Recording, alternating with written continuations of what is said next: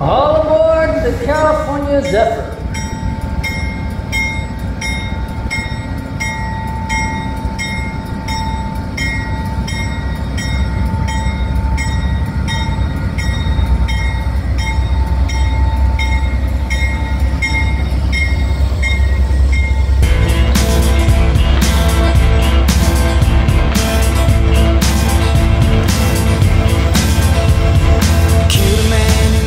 Hey everybody, welcome to the Down the Road Travel Channel. My name is Will Van Winkle. Back in end of September, beginning of October, Dana and I took a trip on the California Zephyr by Amtrak. We went from San Francisco to Chicago. Now most people say it's better to go the other direction, Chicago to San Francisco, because then you're going to get the better scenery at the end. We checked flights from San Francisco back to Nashville. The connection was horrible. The price was ridiculous. And it was a fraction of the cost to fly back from Chicago. Plus, then we were on the same time zone. We didn't have to worry about what would happen if we missed the train also, because then we could just rent a car and drive back. It's not the shortest drive, but there were options. And the train does frequently have delays because Amtrak doesn't own the tracks that they're on. They rent them out from other companies. So the other companies take priority when there's a crossing. Now, this long-distance passenger train is operated by Amtrak, as I said. It runs between San Francisco, Chicago, or Chicago, San Francisco, whichever way you want to go. It has stops in Omaha, Denver, Salt Lake City, Reno, a few other places. Most of the time when there are stops, you maybe have 5 minutes. You can jump out on the platform, get some fresh air, run to one side of the train and back, and get back on the train. A couple of the spots are a little bit longer, but they still don't recommend wandering off, and there's really nowhere that you can get off long enough to go look at the city. They do have a rail pass, and you can work that out to where you have different reservations on different days, so you can spend some nights in different areas of the country. But we elected to take the approximately 51-hour trip straight through from San Francisco to Chicago.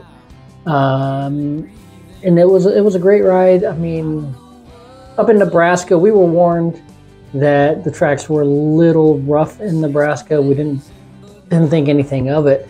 Those lines are owned by a train company that ships coal, so their cars are a little bit heavier. That means the tracks are way bumpier just because of the uneven wearing in the or settling rather in the earth.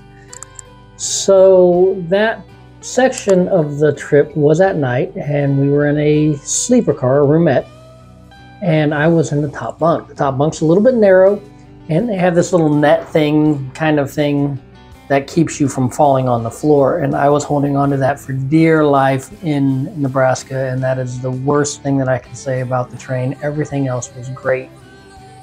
Little odd in some situations. You'll find some interesting people on the train. When you go for dining, they seat you, because they're limited on space, they'll seat you with other passengers. So if you have 1 or 2 people with you, you're going to share a booth. And so they'll have you sit side by side rather than across from each other. They'll put a couple other people on there with you. And sometimes you have pleasant conversations. Sometimes you find people are a little weird. We had one person that just didn't want to speak to anybody and said they didn't speak English. So, you know, it's hit or miss with the people. You don't get to choose who you sit with unless you plan that out ahead of time and show up together.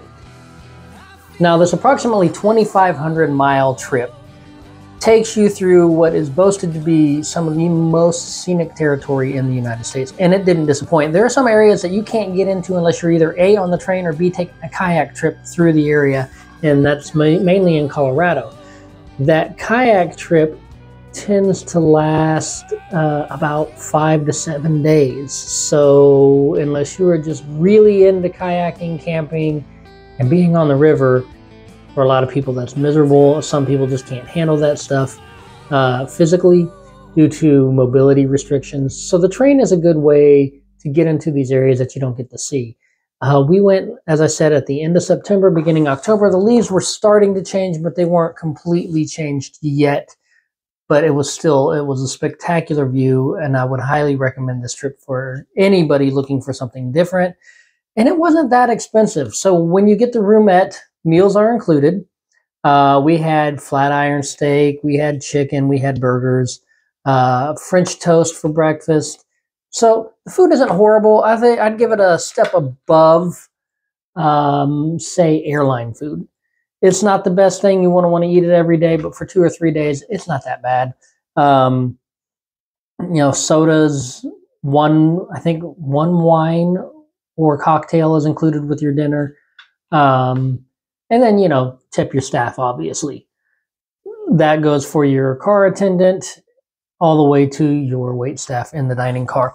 And our car attendant was great. He was very attentive to what was going on. There was somebody that was walking through the cars, looking in other rooms, claimed to not be sure if they were on the right car or not.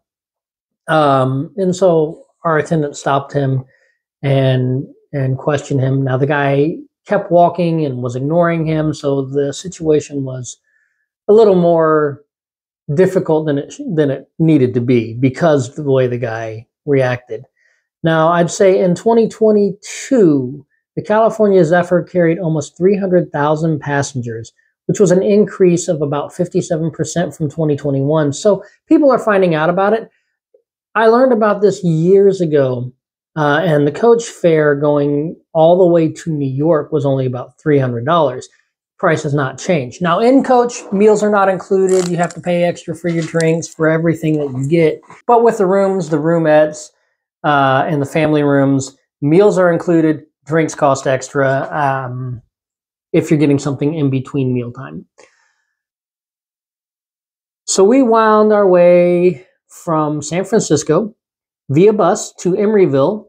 Emeryville station left a little something to be desired. There's no signage. You have no idea where you're going. You don't know what train is there, if that's your train or not.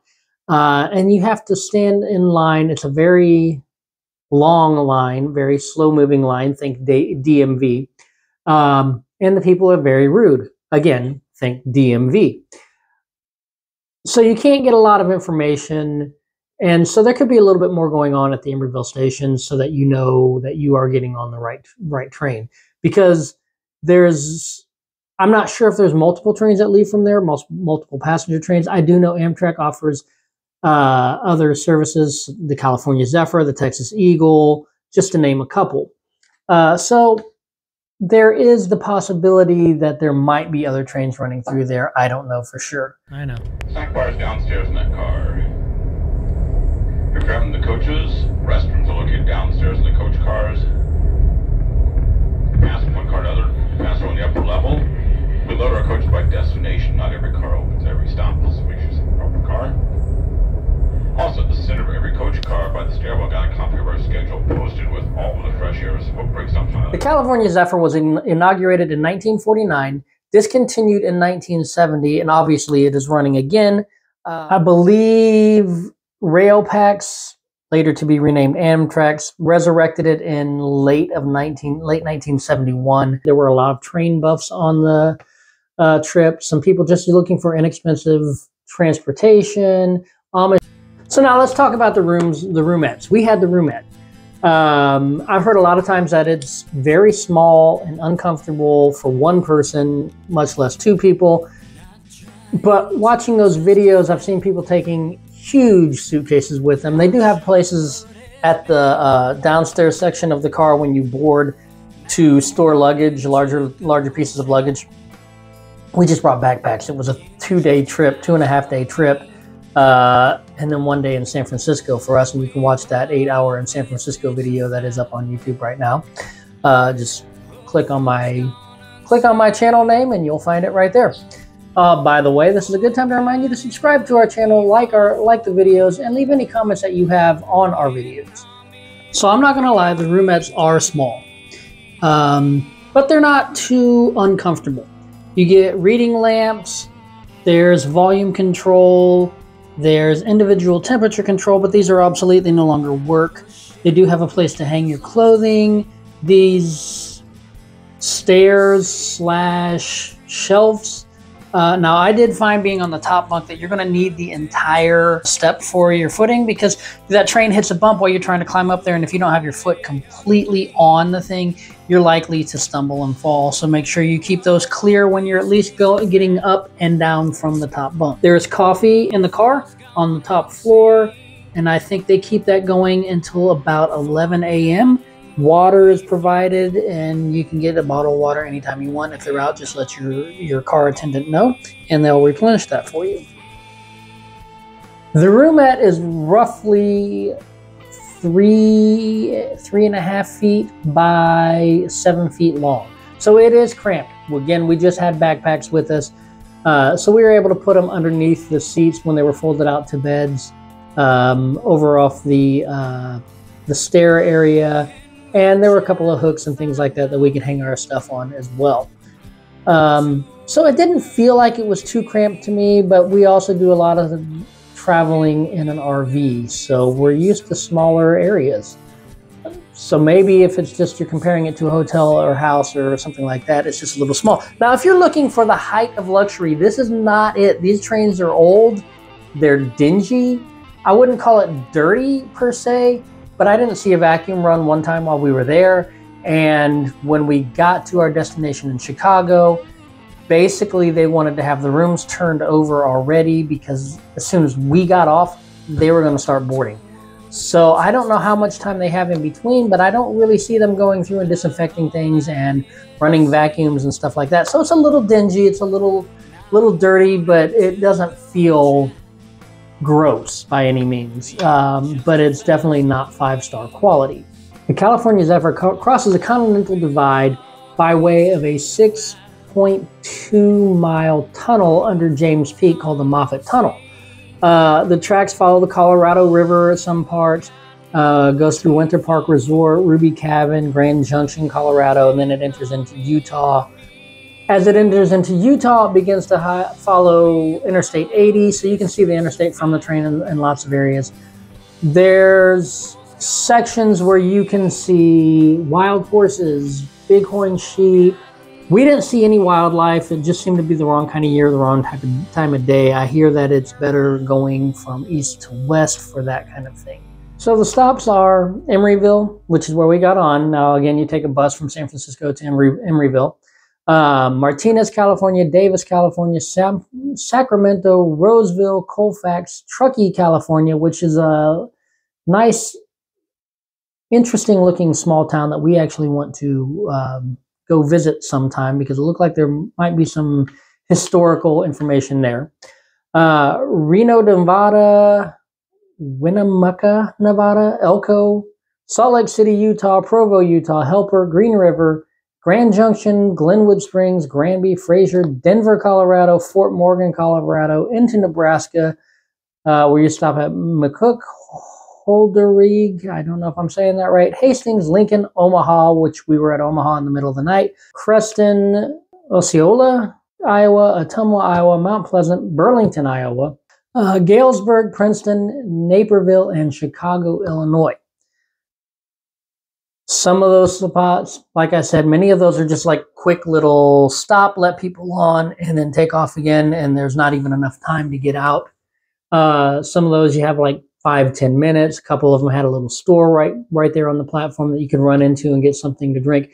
Now, if you are not one of the first people in that store, be prepared to abandon your purchase, because if that train starts leaving, if you hear them yell all aboard, get on, they will not wait for you. And they do say that people tend to go missing in Colorado quite often because they don't get back to the train when they're supposed to. So keep an eye on that clock, make sure your phones are correct.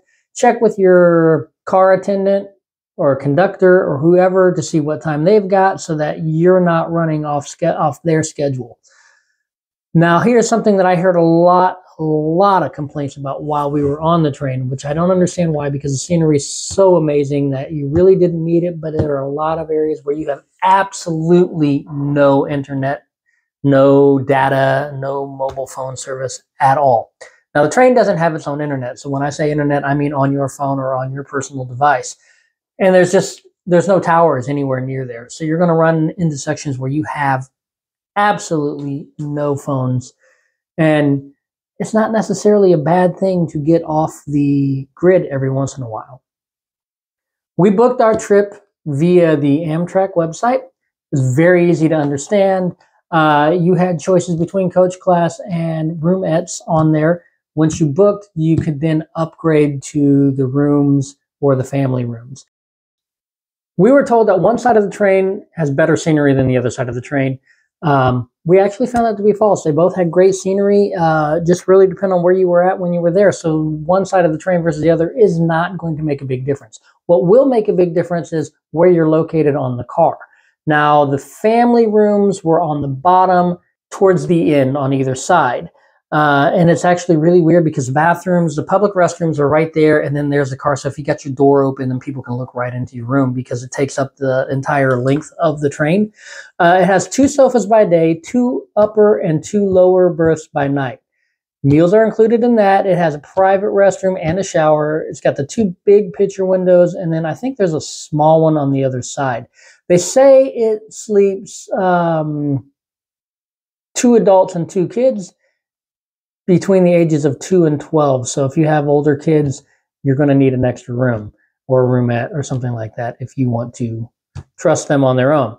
The room is about 9.5 feet long by 5.5 feet wide. Again, it has its own bathroom. It can accommodate 2 or 3 suitcases and up to 4 people, with 2 of them being children. Private showers, I did hear quite a bit of people saying that the shower would drip on them as they were driving down the road. So it's one of those wet bath things where you have the toilet and the shower in the same thing. And this is pretty common in like Class B RVs. If you have ever been in one of those, you'll know exactly what to expect with that. The toilet covers over, and then you just take a shower right then and there. The bedroom suite has 2 sinks in the room, restroom, showers, 2 windows. And again, meals are included in all the rooms. It says it can accommodate up to 4 adults, 3 to 4 suitcases, and it's got a couple of showers. The room is about 7 to 7.5 feet long by 6 to almost 7 feet wide. I didn't see any of these on our train, but I didn't visit every car, and I also didn't look in other people's rooms because the experience that we had with our car attendant, where things got a little interesting with that one guest that was looking in people's rooms. So I didn't want to be that person either. The roomette, which is what we had, it's roughly 3.5 feet wide by 6.5 to just under 7 feet.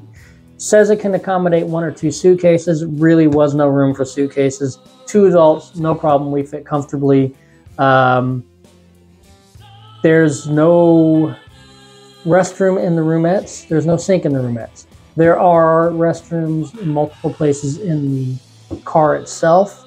So there was 1 upstairs and I believe 3 downstairs plus the shower.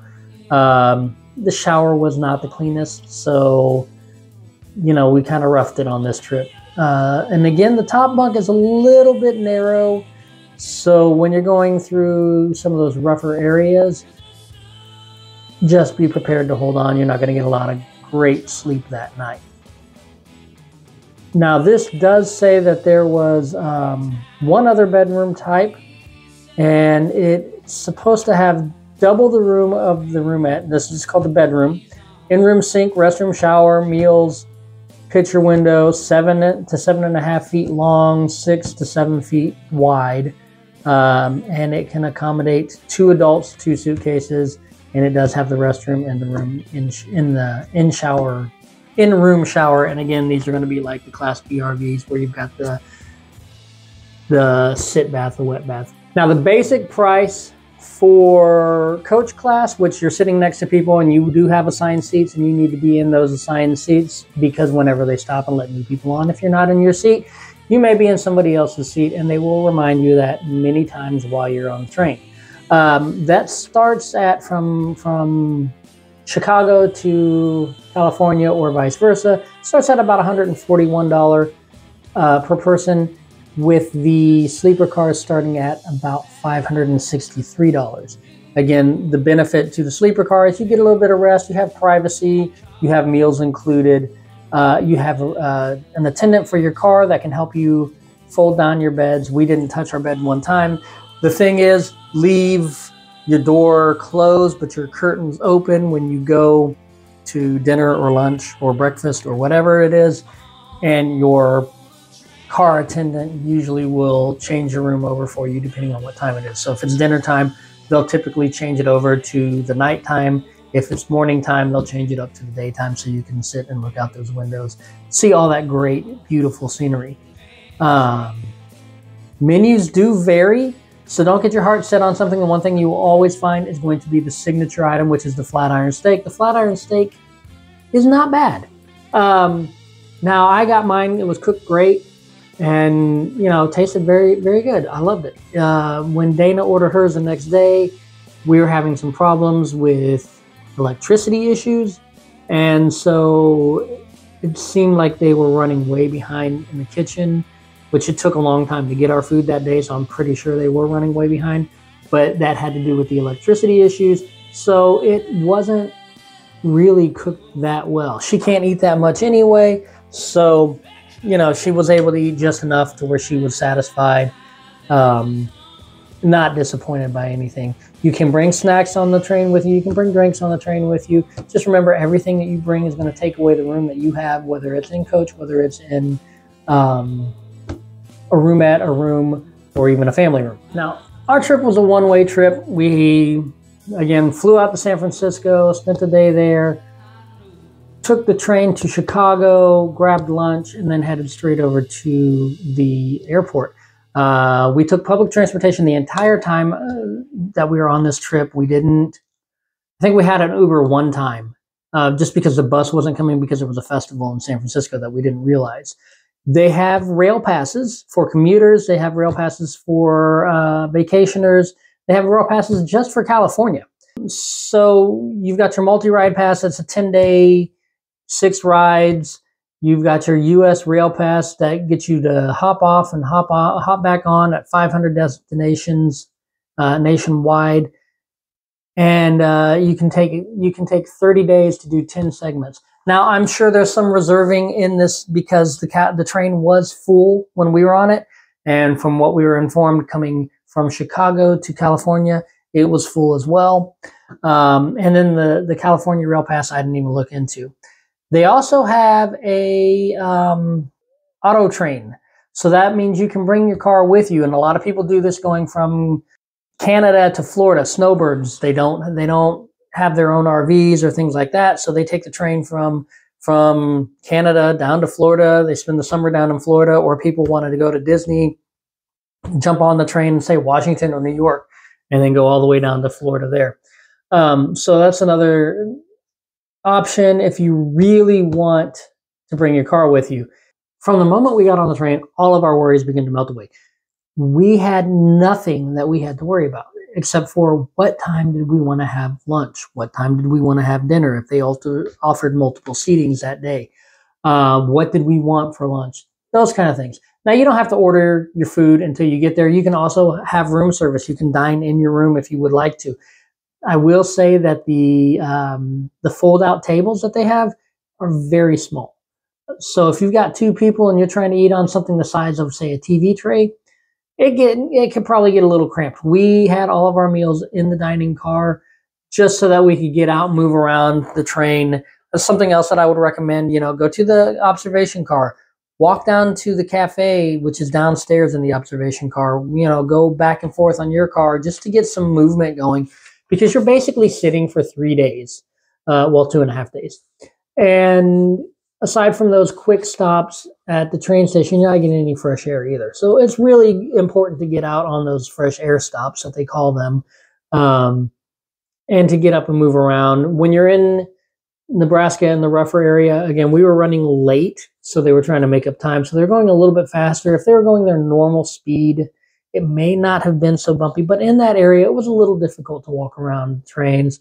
So the next section that we got out at was Ottumwa, Iowa. Now that train station was under construction while we were there. So what they did was they stopped, they let people off, they moved the train up a little bit further so they could unload some luggage, then move the train forward enough to where people could get off, go into the train station, which had like a couple of vending machines, restrooms, larger restrooms, cleaner restrooms.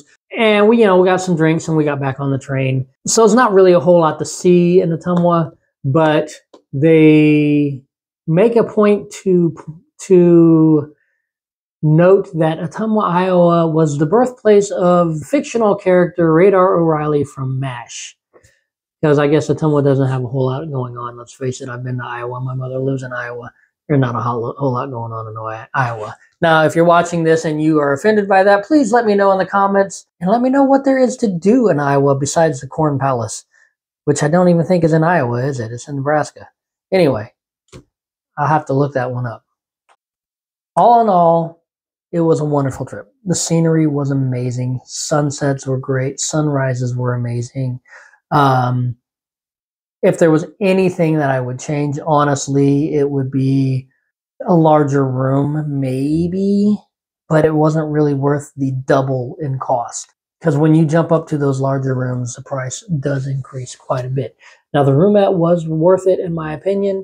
If you're just doing like the day trips, if you're going to do the rail pass and you're going to jump off and jump back on, coach is fine because you're not sleeping. As long as you're not sleeping on the train, it's great. But to sleep sitting up for 2 days in a row, that can be a little